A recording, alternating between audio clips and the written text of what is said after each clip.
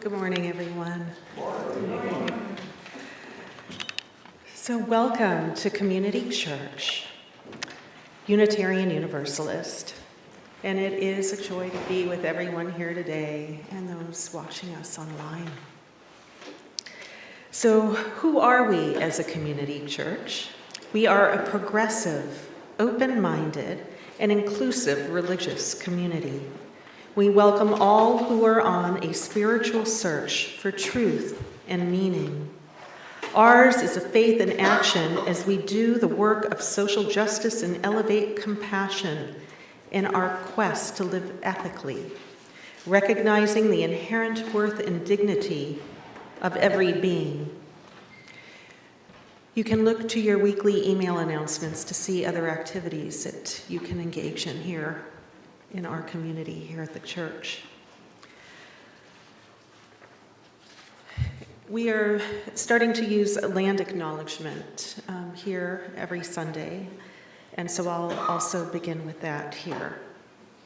The Choctaw, Huma, Chitimacha, Biloxi, and other native peoples have lived on this land since time immemorial. Their identities are inextricably connected to this place. With gratitude and honor, we pay tribute to the original inhabitants of this land. The city of New Orleans was not built upon virgin soil, but merely served as a continuation of a great indigenous trade hub known in Choctaw as Bulbancha, the place of many tongues. For thousands of years, people lived among the Mississippi River, and Bulbancha served as a place for diverse cultures to come together. We acknowledge the grounds of our church and the city around us as home to numerous tribes before and after the arrival of Europeans. The traditions of community and sharing demonstrated by indigenous peoples enabled European immigrants to survive in a foreign environment and has influenced New Orleans and southeastern culture since colonization began. From food and music to art and language, Native Americans continue to leave their mark on our city. We recognize that as a result of broken treaties and involuntary removals, Native Americans were often forced from their lands. We remember and pay respect to the communities impacted by these actions. Yet the resilient voices of Native Americans are still heard and remain an inseparable part of our local culture. In that spirit, we acknowledge the indigenous nations that have lived and continue to thrive here.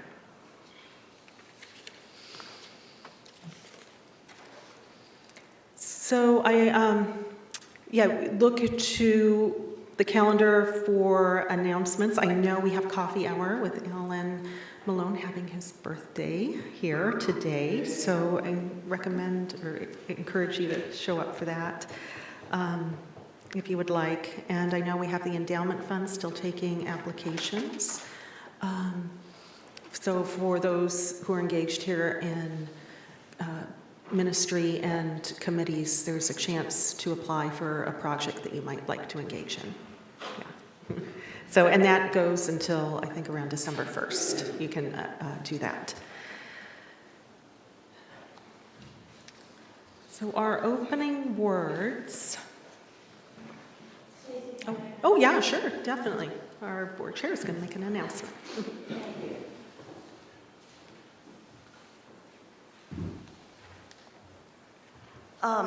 I'm Laura Miller. I'm your board president, for those of you that don't know me. And I just wanted to let everybody know that tomorrow, all of the members should be receiving a letter by email. But I want to go ahead and read it to everybody now, just to make sure that it does get out there, and also to give anyone a chance who wants to ask me any questions about it. You can do that during coffee hour. So here goes. Dear CCUU members, mark your calendar for our December 4th congregational meeting to be held in the sanctuary immediately following the church service. Everyone who has been an active member for at least 60 days and who has contributed financially in the past year will be eligible to vote and will count as part of the required quorum, which is 1/5 of the active membership living within 100 miles. We will be voting on 3 items: the 2023 budget, 2 new members for the nominating committee, and a proposed bylaws change. The nominating committee has proposed Liz Trotter and Jolie Bonk to be new members who will serve for the next 2 years. Current returning members are Jacqueline Luck and Lizzie Colleen. Nominations may also be made from the floor with the consent of any such nominees. Additionally, the board is recommending a change in the bylaws. The elimination of the phrase, quote, "but no member is to serve more than 2 terms consecutively," end quote, in Article 5.3, which is about the nominating committee. The rationale is that as a small congregation, we do not want to force the removal of volunteers who are dedicated, experienced, doing excellent work, and loving it. The nominating committee has enough challenges finding people without having this added barrier. For reference, I am attaching a copy of our current bylaws. Should you wish to cite the bylaws at our meeting, please refer to the article and number for easy communication. Hopefully, this will avoid confusion. Additionally, in order to hear everyone's concerns, I'll ask that folks refrain from speaking for too long or more than once until all others who wish to speak have been heard. Thank you, and looking forward to a good, productive, and efficient gathering to be followed by a great coffee hour. In faith and with love, from me. Thank you all. I appreciate the opportunity to give you a heads up on that.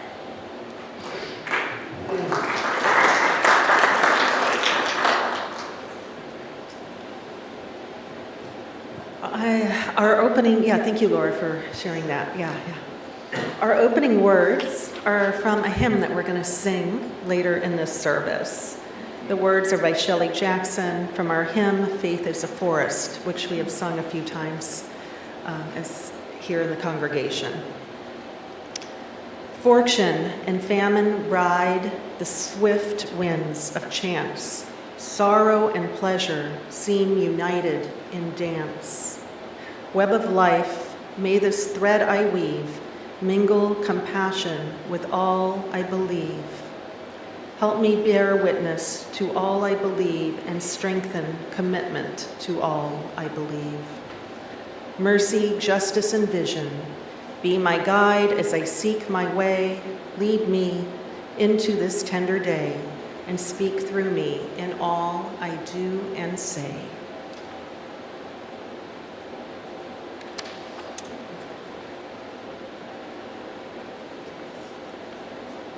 This is the time that we light our chalice. And it's community church's custom to light a chalice invoking hope and eternal truth to our worship. These words and music are by Bert Brunson. So please join in singing, We Light This Flame.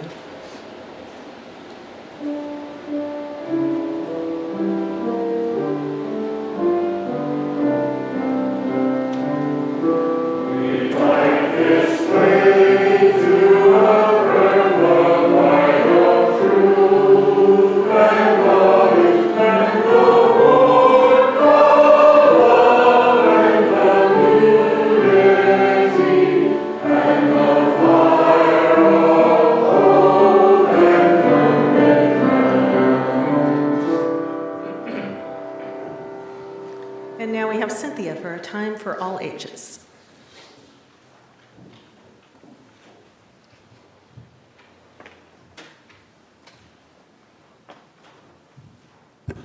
Good morning, everyone. Good morning. Ooh, y'all look good.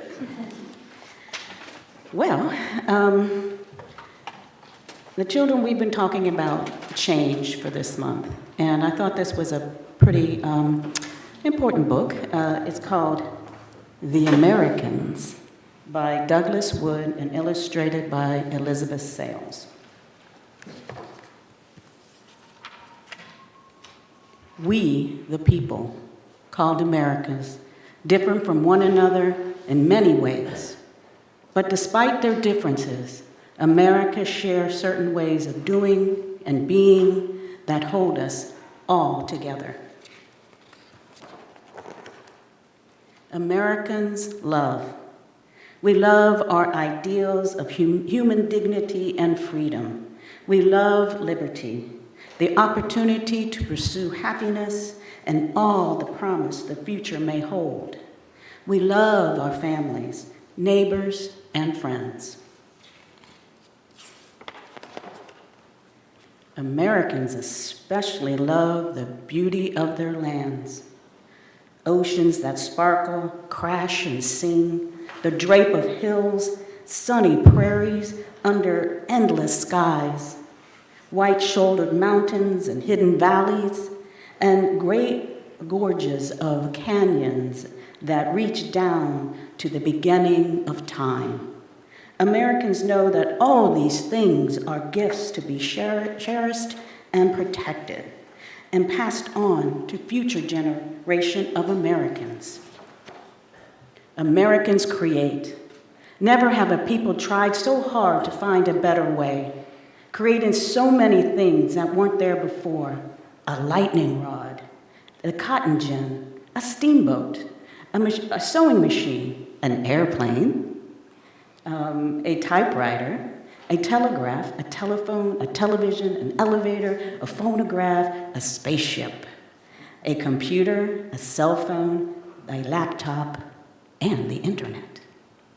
But greatest of all, over 200 years ago, Americans invented a new country and a form of government, the modern democracy, that has inspired the world. Americans dream. We know we are lucky to live in a land where people have the freedom to try, to fail, and to succeed, where hard work is rewarded, where people can climb as high as their hearts and minds can reach. The history of America is full of people who tried and tried again, who struggled and fought the odds, who kept keeping going in the face of disappointment and discouragement, and who finally achieved great and worthy goals. Their stories of why we are here today. Americans believe. We believe in a good greater than ourselves. We believe in one another. We believe that people should be free to believe in whatever the truth in their heart holds dear, so long as their belief harms no one else.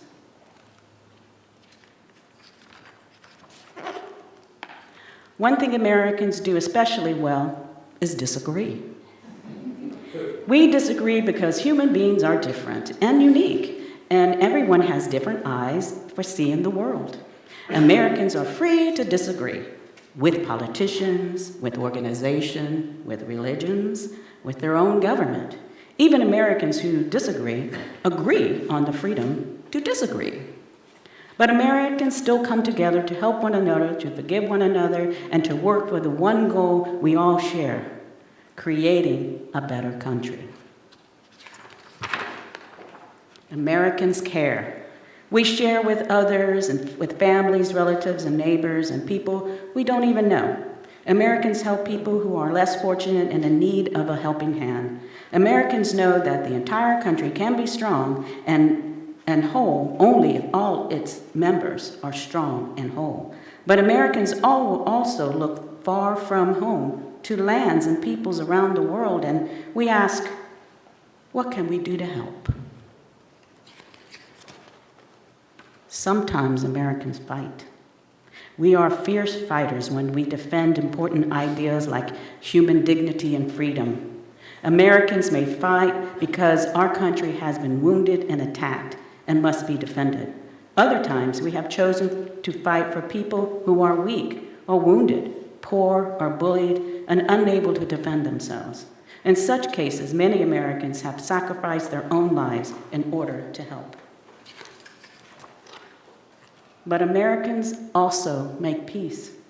We try to create a peaceful world for our own families and for families of other lands. Many parts of the world are now more prosperous, safe, and free because Americans helped.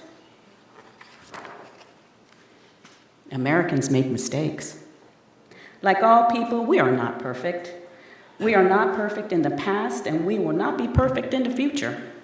But Americans keep reaching for perfection, keep trying to create a more perfect union, keep trying to do better, to be better. In this constant effort to reach a little higher, Americans grow. We grow from roots that are very deep and very strong. It is from these roots that the great living tree called America grows. And although the tree may bend in the wind, its roots remain firmly planted. Americans choose. We have the power to make important personal choices in our daily lives. We may choose to change our jobs, our careers, to change religions and political parties, to change leaders or the direction of our country. Americans know that only by allowing choice can our country be kept free. Americans believe in hope. It's important that the Americans do best of all. We have hope for ourselves and for our country, and we believe in the possibility of improving so that our children and their children will live in a better country and world than we do now. I have to show you this because it's nice.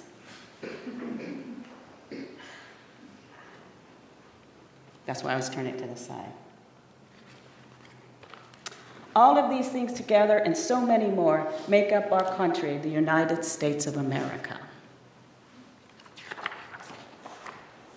And we, the people who love it, are called Americans. The end.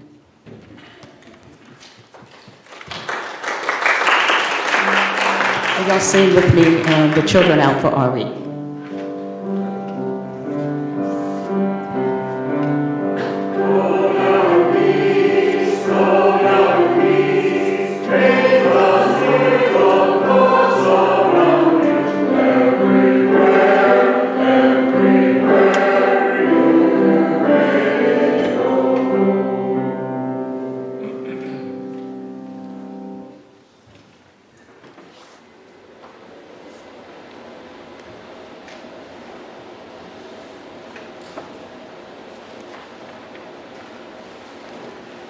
So the first reading I'm going to switch it around. I'm going to start with the title Eco-Dharma, Buddhist Teachings from the Ecological Crisis by David Lloyd.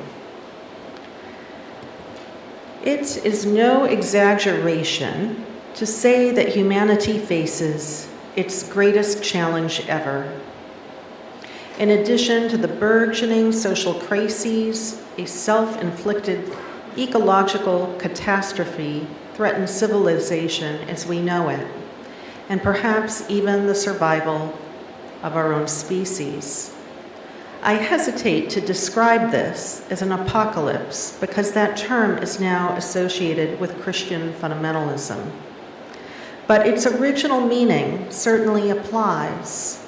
Literally, an apocalypse is an uncovering, the disclosure of something hidden, in this case, revealing the ominous consequences of what we have been doing to the earth and to ourselves.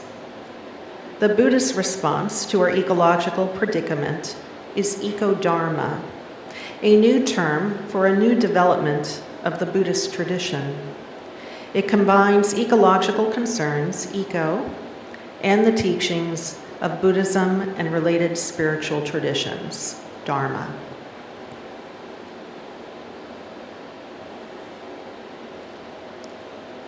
This is a moment now where we share our joys and concerns with each other.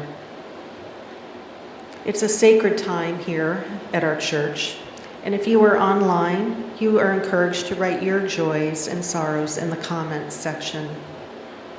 If you are in person, there are cards to write your joys and sorrows, and I can read them, or you're also able to come up here and share if you would like. So you're able to think about what you might want to share or write down during our next musical interlude. We're singing hymn 194. It's hymn 194.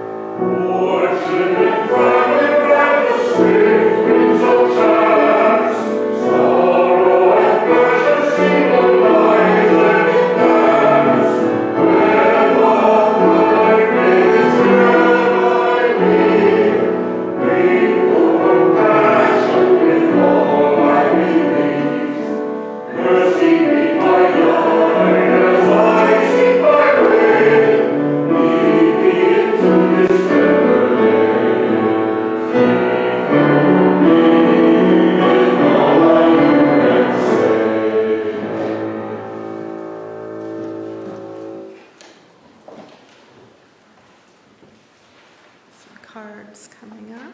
Okay.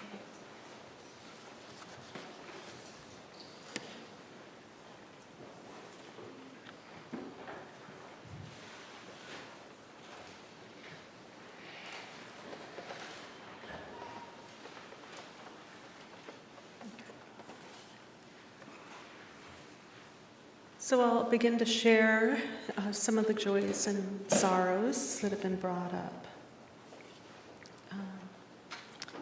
This is from the O'Neills. This is a sorrow. We mourn the loss of Brenda Coleman, longtime CCUU member who moved to the North Shore after Katrina.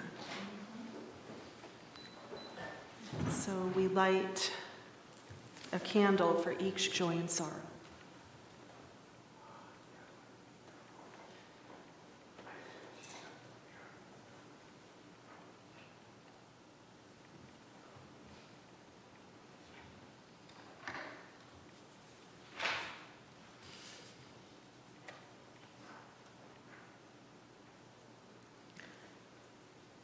Another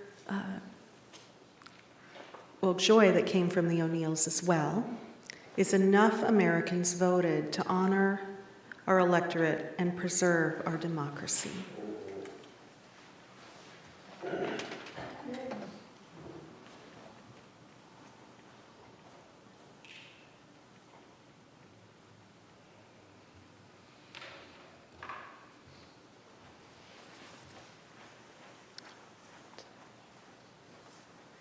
Then we have a joy from Laura Miller.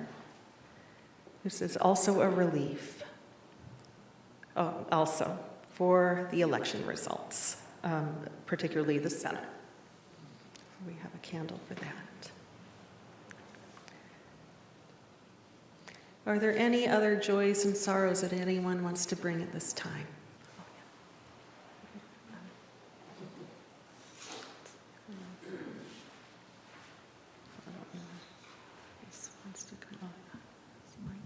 Thank you. I have both a sorrow and a joy.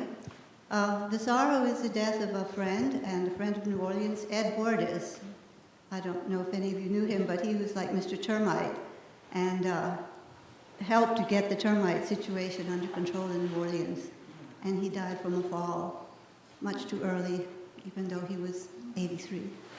He was still going strong. So that's a great sorrow to me. And also I want to update you on the stewardship drive that sort of got left out at the beginning, because it is a joy. We are up to 141, 251, and you can see that Cynthia has filled it in, and we're getting near the top of the tree. So great thanks to everybody who contributed, and we're always accepting more contributions for the next year's budget. So thank you all very much.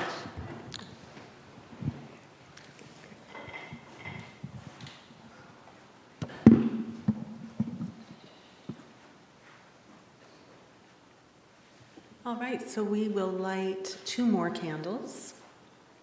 One for the joys still bubbling up, too new to share. And 1 more candle for the sorrows we cannot yet put into words.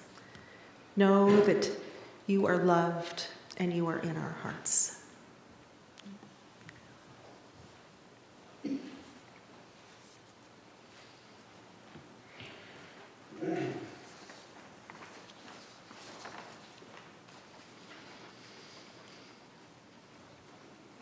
The second reading this morning is titled Engaged Buddhism by Sally B. King. In the 20th century, a politically and socially active form of Buddhism called Engaged Buddhism came into being and quickly became a large and powerful movement through Buddhist Asia.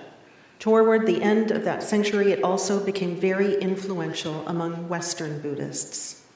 In the Buddhist majority countries of Asia, engaged Buddhism became a vehicle capable of giving voice to the people's political aspirations and bringing down national governments. It became a path of psychological and practical liberation to oppressed peoples and economic development to impoverished peoples.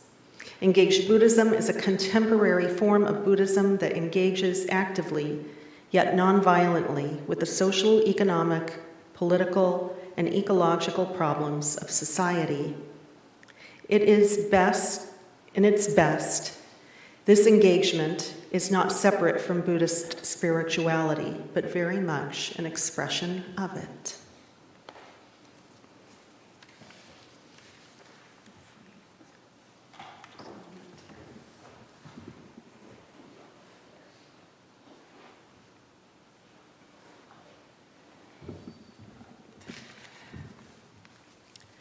So our sermon here this morning, I'm going to talk a little bit about engaged Buddhism. So in order to understand more fully the current span of American Buddhism and activism over the last couple of decades, I'm going to mention some cosmological rules of Buddhism that provide a baseline for Buddhist activism and also highlight some recent Buddhist activist activities. With injustices in our country, as well as genocides, wars, and the desecration of the earth happening across the globe, people are suffering at a massive scale. Current activists, or Buddhist activists, movements are happening across the world to address these injustices. And as we heard, there's a term for it, engaged Buddhism. Several engaged Buddhist groups have been founded in the last 40 years or so. And we can look at some of these organizations advancing human rights and earth rights through engaged Buddhist actions in the United States. And I thought I would share, let's see if it's going to work. Yes, let's see. I'm going to share some photos here, and it'll either work or not.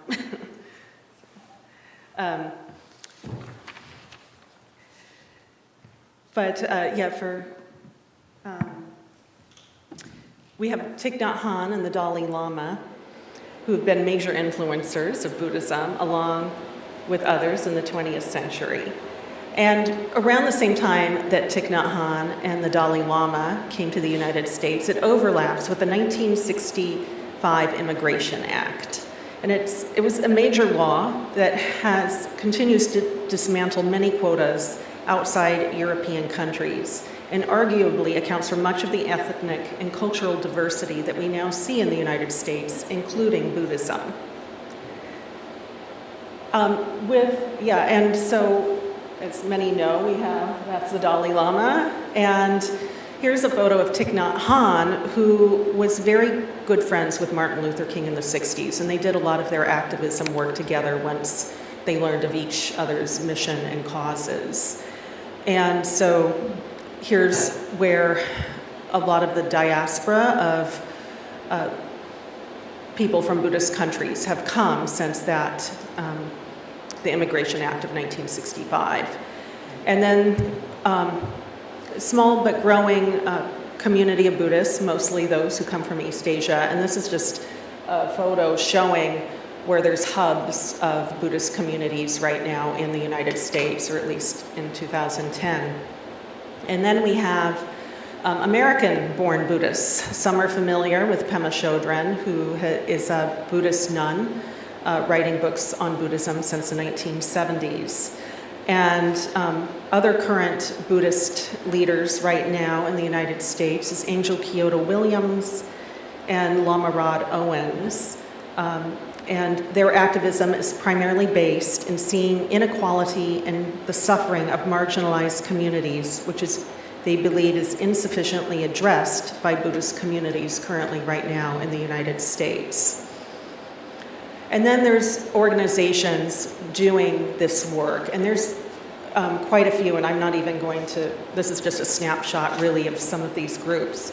Zen Peacemakers International, founded by Zen Roshi Bernie Glassman in 1994, focuses on homelessness, AIDS, and recently incarcerated people trying to live their life outside prison once being released. And there's an emphasis on bearing witness in this tradition. We also have the Buddhist Peace Fellowship and their work in climate justice action. They were founded in 1978, which they began historically as an anti-war advocacy group, but have reached out into other issues. We have the Buddhist Peace Fellowship, and also, as I just mentioned, doing work. We also have the Buddhist Global Relief. This organization was founded by the Venerable Bhikkhu Bodhi, a monk and translator, focusing on hunger and ecological sustainability. We have the Zhu Qi Foundation. They focus on disaster relief and focusing on food pantries and most recently environmental protection. Master Chen Yung was the founder along with 30 housewives in Taiwan in 1966. Their membership is now over 10 million internationally, and the US branch was founded in 1989. There's also other Buddhist nonprofits, certain lineages. This is a particular lineage engaged now in social justice work. And then we have Buddhist Action Coalition, which was founded in 2018, and they are specifically ecumenical Buddhists. So all different Buddhist traditions are represented in their organization, and they are doing get out the vote work, gun control, climate justice, making sure all the other Buddhist groups are aware of the rallies happening across the United States. They have panels hosting on Zoom in person about the Rohingya genocide, and then we also have a lot of interfaith actions on the border and other places across this country that Buddhists are involved in. There's also One Earth Sangha, and they are a virtual eco-dharma center that promotes and supports local engagement, and they strive to model sustainability of Buddhists. So Thich Nhat Hanh, as seen earlier with Martin Luther King, is a Vietnamese Buddhist monk who came to the United States in the early 1960s. Since that time, he has inspired many Buddhist communities in the United States and around the world to engage in helping others here on our planet. Engaged Buddhism is an aspect of Buddhism that highlights the interdependence of humanity and the ethics to act upon these convictions based on moral precepts of Buddhism. Thich Nhat Hanh stated, "When I was in Vietnam, so many of our villages were being bombed. Along with my monastic brothers and sisters, I had to decide what to do. Should we continue to practice in our monasteries, or should we leave the meditation halls in order to help the people who were suffering under the bombs? After careful reflection, we decided to do both, to go out and help people, and to do so in mindfulness. We called it Engaged Buddhism. Mindfulness must be engaged. Once there is seeing, there must be acting." This is one of the ethics Thich Nhat Hanh has in his Buddhist practice, right action. One of those ethics or actions are part of the Eightfold Path, or right actions and morals in living. The Noble Eightfold Path is a code of conduct that embraces commitment to harmony and self-restraint, and is a path toward the alleviation of suffering. The Eightfold Path has been described as a set of virtues, moral principles, or precepts. Connected to the Eightfold Path, some who are familiar with Buddhism might have heard the Four Noble Truths, which are also fundamental teachings. That suffering exists in this world is the first one. The second one is origin or cause of suffering exists through craving, desire, and attachment to this life. The third noble truth is the cessation or ending of that suffering, which can be attained by the elimination of craving, desire, and attachment. And then the fourth is the path to be found in the teachings of the Eightfold Noble Path away from suffering. Buddhist activism is often done with interfaith contexts, highlighting the morality or ethics that we share regardless of faith or non-faith, inspired by teachers such as Thich Nhat Hanh. Similarly, the Dalai Lama promotes secular ethics, being complementary to Buddhist ethics, stating that inner values, regardless of religious doctrine, are where humanity can find common ground. The Dalai Lama has said we need a more universal approach to developing inner values without relying on this or that religious tradition. And irrespective of whether we are believers or agnostics, whether we believe in God or karma, moral ethics is a code which everyone is able to pursue. Another major concept that is tied to Buddhist ethics is the concept of interconnectedness. Our own Unitarian Universalist seventh principle highlights the idea of interconnectedness. As some know, the seventh principle states respect for the interdependent web of life of which we are all a part. Buddhist thought has at its core the concept of interdependence that complements our seventh principle. Unitarian Universalist Reverend Forrest Gilmore states how our seventh principle can extend to every aspect of our lives. He says, our seventh principle, respect for the interdependent web of all of existence, is a glorious statement. Yet we make a profound mistake when we limit it to merely an environmental idea. It is so much more. It is our response to the great dangers of both individualism and oppression. It is our solution to the seeming conflict between the individual and the group. Our seventh principle may be our Unitarian Universalist way of coming to fully embrace something greater than ourselves. The interdependent web, expressed as the spirit of life, the ground of being, the oneness of all existence, the community forming power, the process of life, the creative force, even God, can help us develop that social understanding of ourselves that we and our culture so desperately need. It is a source of meaning to which we can dedicate our lives. Unquote. So we know we are interconnected to each other and the earth. We only need to look at the food we eat to see the great chain of causation and interconnectedness in our being. Or we can contemplate the interconnectedness with the water we drink, or just being part of humanity as we engage with each other, whether family, school, work, or the broader world community. Now, in our modern world, we can see more clearly that we are interconnected beings. We can see how quickly COVID spread. Breathing the same air is not metaphorical, it is literal. As we breathe the same air, we are breathing the same diseases, the same pollution, and we are drinking the same water as our waters flow into the same ocean and evaporate into the same sky. Maybe in better days, we take this for granted. In moments of suffering, we may be more inclined to search for a source of this suffering. We can contemplate the interconnectedness of life not just with Earth, but in so many other interconnections in our collective lives. At the turn of the century, Christian minister, the Reverend James Cone, gave a talk to the Unitarian Universalist Association at its General Assembly, and he spoke on racism. In that talk, he quoted another theologian, Unitarian Universalist minister of over 40 years, the Reverend Wayne Arneson, who says, Buddhist theology has an important doctrine known as the interdependent chain of causation.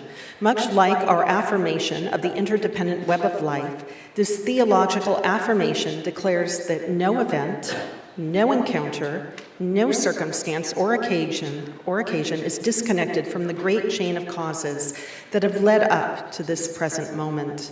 Ultimately, each of our actions reflects and encompasses everything that has gone before and everything that comes after.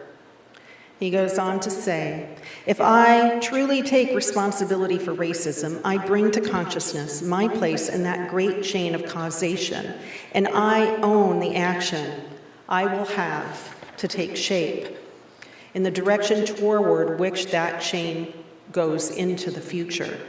I recognize that the interdependent web of life, what happens to communities of color happens to me, or what happened to my ancestors, or will happen to my descendants. And the ways in which I can be accountable for and make a difference regarding what happens are both the content and fruits of my Unitarian Universalism. So we can take what he says on racism and apply it to ecocide, sexism, etc. In other words, what happens to the earth happens to me, or what happens to her happens to me. What happens to the poor and hungry happens to me. Yet we sometimes behave as though we seek only independent liberation, ignoring that we might indeed live interdependent lives. Only after a community gets COVID, only after our rivers die, only after our children die of asthma at unconscionable rates, do we often see in hindsight more clearly that we live in an interdependent world, and hence we have an interconnected responsibility.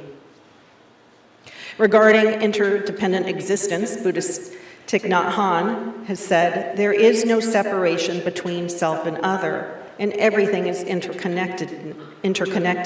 You know that your happiness and suffering depend on the happiness and suffering of others. That insight helps you not to do wrong things that will bring suffering to yourself and to other people. So here in New Orleans, we have oil refineries and chemical plants polluting our air and rivers and the Gulf over recent decades. For me, I believe there is a small death within me when there is a death of another living being.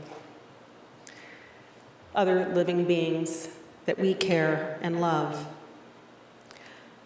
Our poor families and children living on Cancer Alley right here in Mississippi River, who have 50 times the national cancer rate, and they die to the greed of energy companies.